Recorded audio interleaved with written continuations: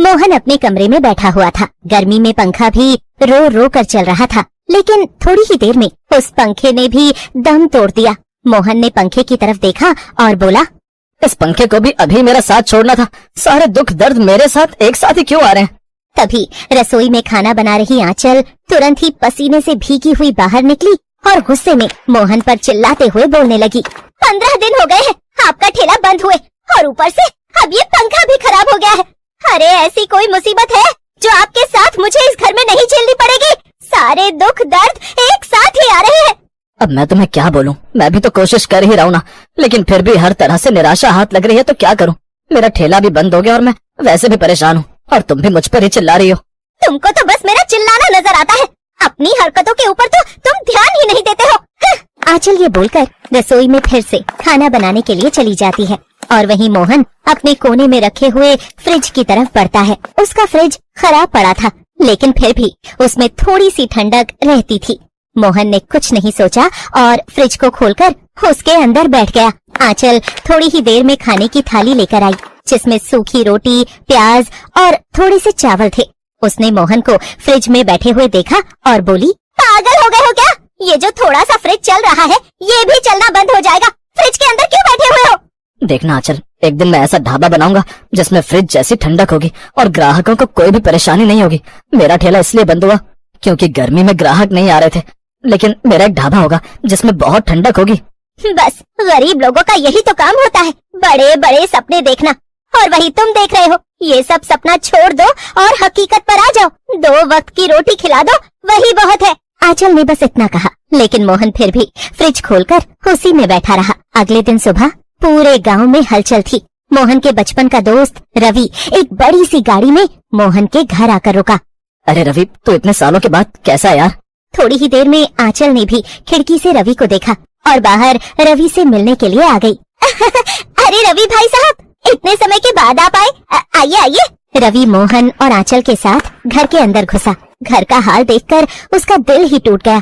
टूटी फूटी दीवारें, टपकती छत, जिसमें से धूप और बारिश दोनों ही छनकर आती थी, और साथ ही खराब हुआ पंखा।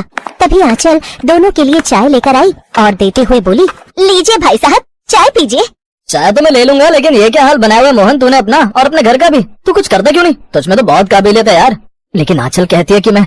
अरे आंचल की छोड़ यार, मुझे ये बता कि तू क्या करना चाहता है। कोई तो सपना देखा होगा ना तूने भी। मैंने एक सपना देखा है, हाईवे के ऊपर एक ढाबा, मिट्टी की दीवारें और भूसे की छत।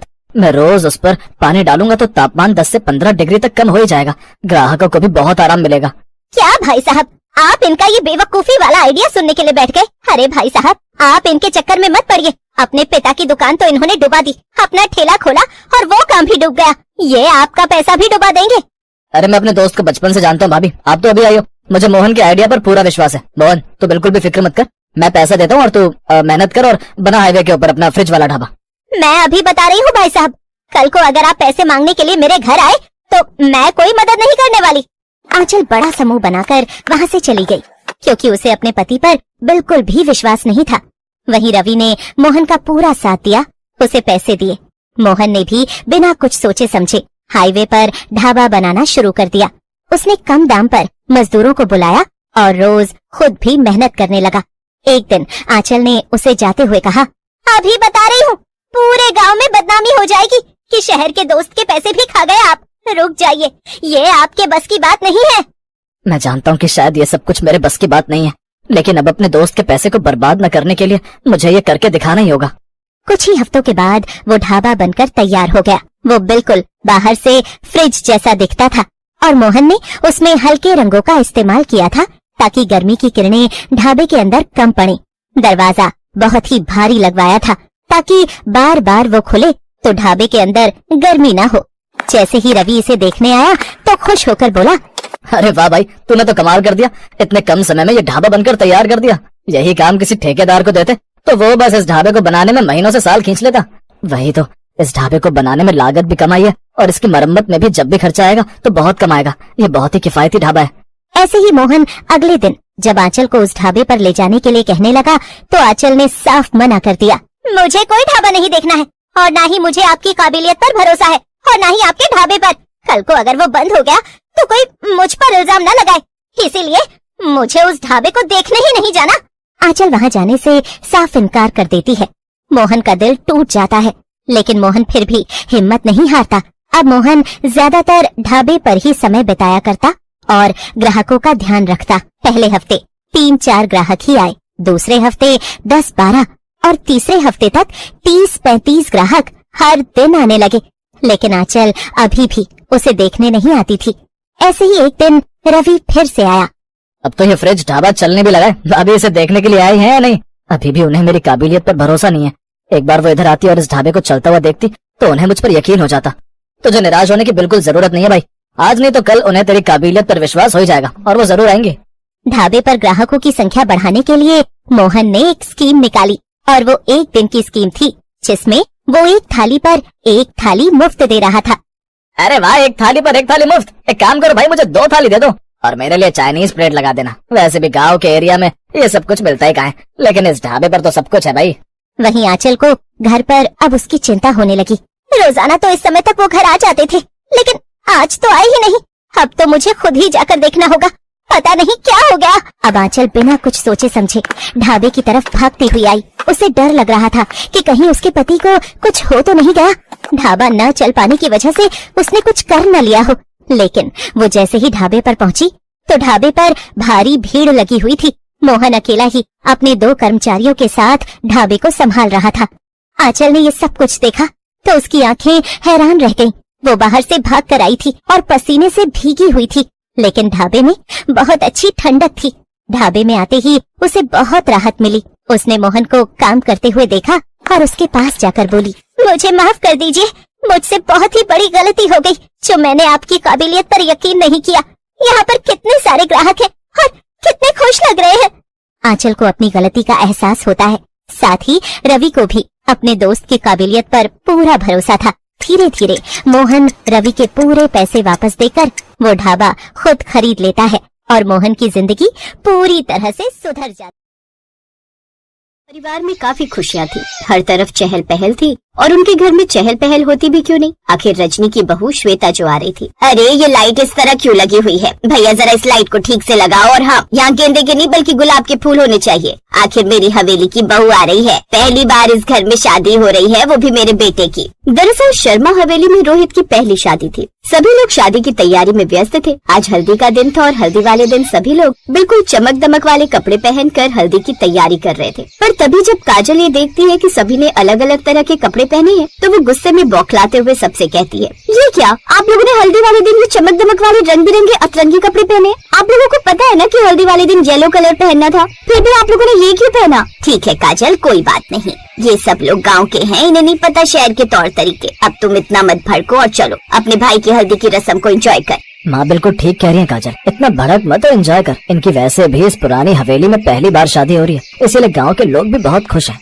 भाई के समझाने पर काजल मान जाती है और अपने भाई की शादी को एंजॉय करती है। देखते ही देखते हल्दी की रस्म पूरी हो जाती है और अगले ही दिन मेहंदी की भी। अब सभी रीति रिवाजों के साथ रोहित और श्वेता की शादी हो जाती है। कुछ ही देर में रोहित के साथ श्वेता हवेली के दरवाजे पर खड़ी हो जाती है, जहाँ वो इतनी बड़ी हवेली को देख मन ही मन खुद से कहती है, ये कितना बड़ा घर है। सही कहा था माँ ने, मैं इस घर में जाऊंगी तो राज करूंगी राज। इतनी बड़ी हवेली की मैं इकलौती बहू। अरे बहू, तुम बाहर खड़ी होकर अपनी सोच में डूबी रहोगी या घर में प्रवेश भी करोगी? सास की बात सुनकर अब श्वेता घर में प्रवेश करती है और सारी रस्में खत्म होने के बाद श्वेता अपनी ननद काजल के कान में कहती है, काजल मैं बहुत थक गई हूँ, क्या तुम मुझे मेरे कमरे तक छोड़ दोगी? दरअसल ये इतनी बड़ी हवेली है तो मुझे पता नहीं कि मेरा कमरा कौन सा है। हाँ भाभी, मुझे पता है आप थक चुकी हो, पर आप इस तरह मेरे कान में क्यों कह रही हो? अरे ये घर आपका भी है, आपका जब मन चाहे तब आप अपने कमरे में जाकर आराम करो। वैसे भी हमारी इस पुरानी हवेली में न सिर्फ दीवारें पुरानी है बल्कि यहाँ के नौकर भी पुराने। मैं आपको आपके कमरे तक ले जाती हूँ। ये बोलकर काजल अब अपनी भाभी श्वेता को उसके कमरे में ले जाती है, जहाँ श्वेता अपने कमरे की दीवारें देखकर हैरान हो जाती है, क्योंकि वहाँ की दीवार काफी पुरानी थी। वो काजल से कोई सवाल करती है, उससे पहले काजल वहाँ से चली जाती है। तो वहीं श्वेता अब अपने कमरे की दीवारें देखती है और खुद से कहती है, ये दीवार कितनी पुरानी है। इस पुरानी हवेली में सब कुछ कितना पुराना है। मुझे तो विश्वास ही नहीं हो रहा। मुंबई जैसे बड़े शहर में रहने वाले लोग या राजस्थान में इस पुरानी हवेली में इन्होंने शादी क्यों नहीं की। श्वेता खुद से बात कर रही थी, इतने में रोहित वहाँ आता है और वो दोनों एक दूसरे से ढेर सारी बातें करके सो जाते हैं। अब अगली सुबह श्वेता देर से उठी। थकान के मारे उसकी आंख देर से खुली। वो जैसे तैयार होकर कमरे से बाहर निकली, उसने देखा कि सारा घर एकदम शांत था। शादी की खुशी का माहौल अचानक कहाँ गायब हो गया। वो धीरे धीरे गलियारों से होती हुई नीचे आई। हवेली इतनी बड़ी थी कि उसे रास्ता समझने में भी मुश्किल हो रही थी। तभी उसकी नजर एक विशाल आंगन पर पड़ी, जहाँ कुछ औरतें बैठी बातें कर रही थी। तभी एक औरत श्वेता को देखकर कहती है, अरे बहू जी, आप उठ गई? चाय नाश्ता तैयार है, आइए आंगन में बैठ जाइए। आप कौन है और बाकी सब लोग कहाँ हैं? रोहित और मम्मी जी? हम सब इस हवेली के पुराने नौकर चाकर हैं बहू जी, और शर्मा जी के घर में पहली शादी हुई है ना, इसीलिए साहब और बाबूजी तो तड़के गांव के कुलदेवी के मंदिर में मत्था टेकने चले गए। रोहित बेटा भी उनके साथ गया है, वो दोपहर तक लौटेंगे। और काजल बेटी तो सुबह सुबह ही अपनी सहेली के घर चली गई। उन्होंने कल ही कहा था कि वे आएंगी। आप बैठिए, मैं अभी आपके लिए गर्मा गर्म चाय और पोहा लाती हूँ। वो नौकरानी चली गई और श्वेता बेंच पर बैठ गई। उसका गुस्सा अब निराशा में बदल रहा था। तभी उसके पास एक बूढ़ा आदमी आया। उसकी कमर झुकी हुई थी और हाथ में छड़ी थी। उसने श्वेता को आशीर्वाद देते हुए कहा, बहू, तुम बड़ी भाग्यशाली हो जो इस हवेली की बहू बनी हो। ये हवेली सदियों पुरानी है। गांव में इसे पुरानी हवेली ही कहते हैं। इसके हर पत्थर में इतिहास है। इतिहास नहीं, बस धूल और जर्जरता है। इस हवेली की नींव पता है कब रखी गई थी? आज से तकरीबन 300 साल पहले। तब ये रियासत का एक छोटा सा ठिकाना हुआ करता था। शर्मा जी के पूर्वजों ने इस हवेली को कभी नहीं छोड़ा। उनका मानना है कि हमारे पुरखों की आत्माएं और उनका आशीर्वाद इसी मिट्टी में बसता है। श्वेता को काजल की बात याद आई। हमारी इस पुरानी हवेली में न सिर्फ दीवारें पुरानी बल्कि यहाँ के नौकर भी पुराने हैं। तो क्या आप भी यहाँ बहुत पुराने, मतलब कब से? हम तो इस हवेली के साथ ही हैं बहू जी। मेरे दादाजी भी यहीं थे, उनके दादाजी भी। पीढ़ी दर पीढ़ी हम इस हवेली की सेवा करते आए हैं। इस हवेली के पुरानेपन का राज जानती हो बहू जी? राज? कैसा राज? राज ये है कि इस घर में किसी भी तरह का आधुनिक बदलाव पसंद नहीं किया जाता। शर्मा परिवार के पूर्वजों ने कसम खाई थी कि इस हवेली को हमेशा इसके मूल रूप में रखा जाएगा। इसीलिए न यहाँ महंगे टाइल्स लगे हैं, न फैंसी फर्नीचर और न ही आधुनिक साज सज्जा।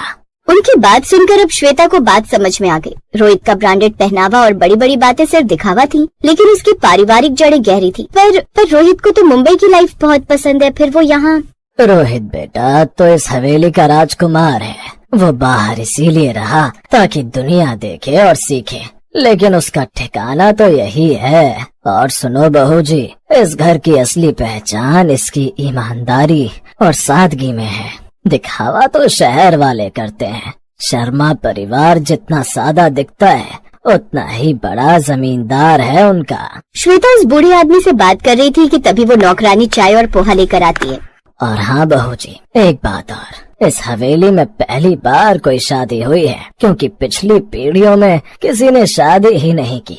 रोहित की माँ रजनी जी भी बाहर से आई थी, लेकिन रोहित और आपकी शादी यहाँ हुई है। ये इस घर की पहली रस्म है और इसीलिए हर कोई बड़ा खुश है। अब तो इस घर को एक नया वारिस चाहिए।